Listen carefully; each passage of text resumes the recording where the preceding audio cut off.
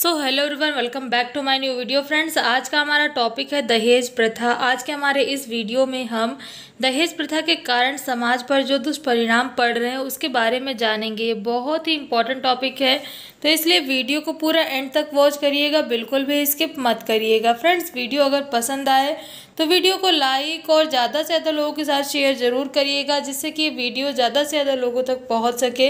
अगर आप चैनल पर नए हैं और आपने अभी तक चैनल को सब्सक्राइब नहीं किया है तो आपसे बस यही एक रिक्वेस्ट करना चाहूँगी कि प्लीज़ चैनल को सब्सक्राइब करके बेल आइकन को ऑल प्लेट कर दीजिएगा, जिससे कि आपको चैनल से रिलेटेड अपडेट्स टाइमली मिल सके। क्योंकि फ्रेंड्स, इस चैनल पर आपको इस तरह की इन्फॉर्मेटिव वीडियोस रेगुलर मिलती रहती हैं। तो चलिए अभी बिना किसी देरी के बढ़ते हैं वीडियो की ओर और जानते हैं इसके विषय में। फ्रेंड्स, प्रीवियस वीडियोस में हमने दहेज प्रथा के बारे में जाना था, जिसमें हमने ये जाना था कि विवाह के समय कन्या पक्ष वर पक्ष को जो बहुमूल्य उपहार वगैरह देता है उसे ही दहेज कहा जाता है।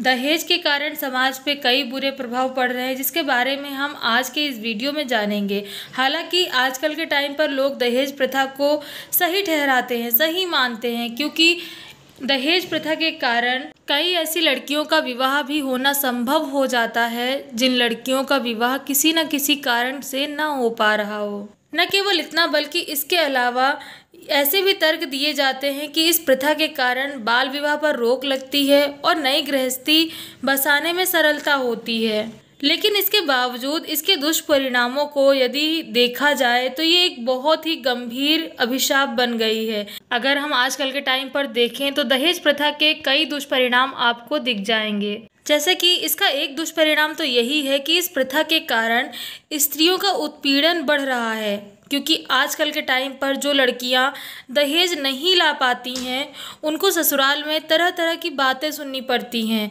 जिसकी वजह से वे सरलतापूर्वक ना तो अपने ससुराल वालों के साथ घुल मिल पाती हैं और ना ही अपने पति के साथ अपने रिश्ते को संवार पाती हैं। इस प्रथा के कारण कई बार तो स्त्रियों को शारीरिक और मानसिक रूप से इतना ज़्यादा प्रताड़ित किया जाता है कि वे अपनी ज़िंदगी से ही निराश हो जाती हैं। ऐसे कई केसेस आपको देखने को मिल जाएंगे जहां पर केवल और केवल दहेज के कारण ही नई बहुओं पर जुल्म होता है। ऋणग्रस्तता भी दहेज प्रथा का ही एक दुष्परिणाम है।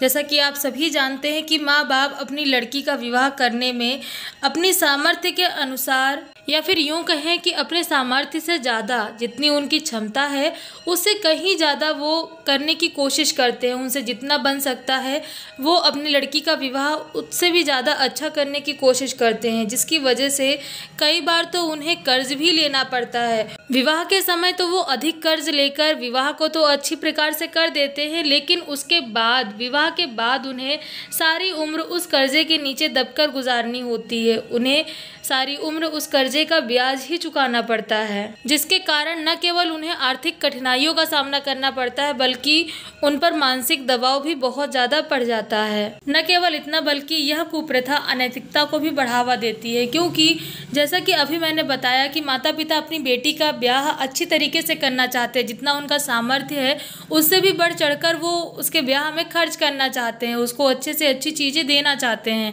ऐसे में क्या होता है, या तो वो कर्ज लेते हैं या फिर वो किसी गलत काम के चक्कर में पड़ जाते हैं, जिससे कि वो उतने पैसे ला सके कि वो अपनी बेटी का ब्याह अच्छी तरीके से कर सकें। ऐसी स्थिति में अनैतिकता को बढ़ावा मिलता है। न केवल इतना, बल्कि यह प्रथा आत्महत्या का भी एक कारण है। इसके कारण आत्महत्याएं भी बढ़ती हैं।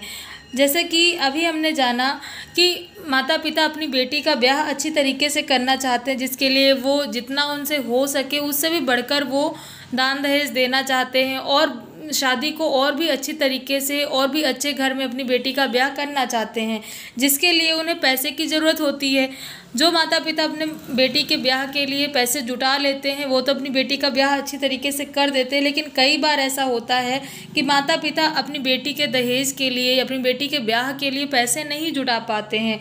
उस टाइम पीरियड पर उनमें मानसिक तनाव इतना ज़्यादा बढ़ जाता है, वे ज़िंदगी से इतना ज़्यादा निराश हो जाते हैं कि कई बार वो आत्महत्या जैसा कदम उठा लेते हैं। न केवल माता पिता बल्कि कन्या पर भी इस बात का दबाव पड़ता है। जब लड़की को पता चलता है कि उसके माता पिता केवल और केवल उसकी वजह से परेशान है, क्योंकि वो शादी के लिए, दहेज के लिए पैसे नहीं जुटा पा रहे, इसकी वजह से वो मानसिक तनाव में है, तो ऐसी स्थिति में कई बार लड़कियां भी अपने माता पिता की परेशानी को देखते हुए आत्महत्या ऐसा कदम उठा लेती हैं। न केवल शादी शादी से पहले बल्कि शादी के बाद भी अगर ससुराल में उन्हें ज़्यादा उत्पीड़ित किया जाता है, उन्हें ज़्यादा प्रताड़ना दी जाती है केवल और केवल दहेज के कारण, तो उस टाइम पीरियड में उनका मनोबल इतना ज़्यादा टूट जाता है कि वो आत्महत्या करने के लिए मजबूर हो जाती हैं। परिस्थिति चाहे कोई भी क्यों ना हो, लेकिन एक तरह से हम ये कह सकते हैं कि ये जो कुप्रथा है ये आत्महत्याओं को भी बहुत ज़्यादा बढ़ावा देती है। इस प्रथा के कारण ऐसी परिस्थितियाँ बनती हैं कि व्यक्ति आत्महत्या करने के लिए मजबूर हो जाता है। इन सब के अलावा इस प्रथा का एक दुष्परिणाम यह भी है कि यह प्रथा बेमेल विवाहों को प्रोत्साहन देती है, क्योंकि जैसा कि हम सभी जानते हैं कि माता पिता कन्या का विवाह करते समय अपने सामर्थ्य से अधिक ही देने का प्रयास करते हैं, लेकिन जिन माता पिता की इतनी क्षमता नहीं होती है कि वे दान दहेज देकर अपनी बेटी का ब्याह कर सकें, ऐसी स्थिति में माता पिता दहेज से बचने के लिए अपनी कन्या का विवाह उस व्यक्ति से कर देते हैं जो चाहे आयु में कितना ही बड़ा क्यों ना हो, लेकिन दहेज ना ले। वे अपनी कन्याओं के लिए केवल ऐसा ही रिश्ता ढूंढते हैं जहां पर उन्हें दहेज ना देना पड़े, फिर चाहे रिश्ता कैसा भी क्यों ना हो। इन सब के अलावा इस प्रथा का एक दुष्परिणाम यह भी है कि इस कुप्रथा के कारण पारिवारिक कलह और पारिवारिक विघटन को भी बढ़ावा मिलता है, क्योंकि जब कन्या के माता पिता दहेज इकट्ठा करने में असमर्थ होते हैं तो उनके घर में तो कलह का वातावरण बनता ही है, उनमें तो मानसिक क्लेश उत्पन्न होता ही है। लेकिन इसके साथ ही साथ जब लड़की कम दहेज लेकर अपने ससुराल जाती है तो ससुराल में भी कलह का वातावरण बन जाता है, क्योंकि ऐसे स्थिति में ससुराल वाले भी उसे बार बार ताना मारने लगते हैं, उसे जली घटी सुनाने लगते हैं कम दहेज लाने के चक्कर में। कई बार तो स्त्रियां इसके लिए चुप बैठ जाती हैं, लेकिन कई बार वो बोलने लगे तो इसकी वजह से पारिवारिक कलह बढ़ता है और कई बार तो बात पारिवारिक विघटन पर भी आ जाती है। इस प्रथा के कारण कई बार हंसता खेलता परिवार भी तनाव और संघर्ष के कारण छिन्न भिन्न हो जाता है। निष्कर्ष रूप से हम यह कह सकते हैं कि दहेज प्रथा, जो कि पहले के टाइम पर भले ही माता पिता के प्यार और त्याग को दर्शाती हो, लेकिन आज के टाइम पर ये एक कुप्रथा बन गई है जिसका अंत होना अनिवार्य हो गया है, क्योंकि ये जो प्रथा है, इस प्रथा ने समाज के वातावरण को इतना ज़्यादा दूषित कर दिया है कि स्त्रियों को यदि सुखद और सम्मानजनक जीवन देना है तो उसके लिए इस प्रथा का अंत करना जरूरी है। हालांकि इस प्रथा की रोकथाम के लिए कई उपाय किए गए हैं, लेकिन इसके बावजूद ये प्रथा आज भी समाज में है और समाज को दूषित कर रही है। तो फ्रेंड्स, ये थी जानकारी दहेज प्रथा के दुष्परिणामों के विषय में। आई होप वीडियो में दी गई जानकारी आपको पसंद आई होगी। वीडियो में दी गई जानकारी कैसी लगी कमेंट करके ज़रूर बताएं। फ्रेंड्स, वीडियो अगर पसंद आया हो तो वीडियो को लाइक और ज़्यादा से ज़्यादा लोगों के साथ शेयर ज़रूर करें, जिससे कि ये वीडियो ज़्यादा से ज़्यादा लोगों तक पहुँच सके।